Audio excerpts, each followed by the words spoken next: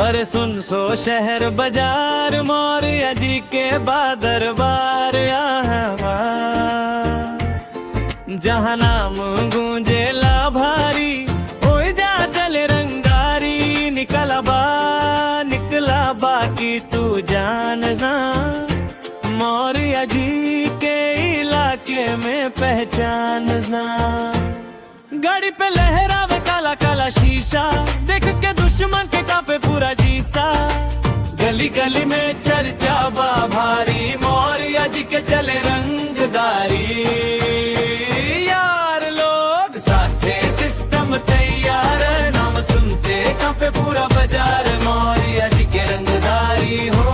पूरा जिला पे दबदबा भारी हो जहवा खड़ा हो जाए राजा वही जा बन जाला सरदारी हो। मौर्य जी के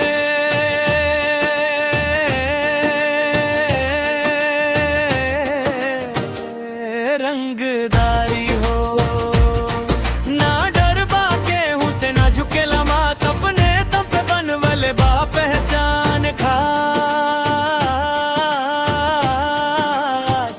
सफेद कुर्ता तुम्हें चश्मा एंट्री हो के तो रुक जाला रास्ता।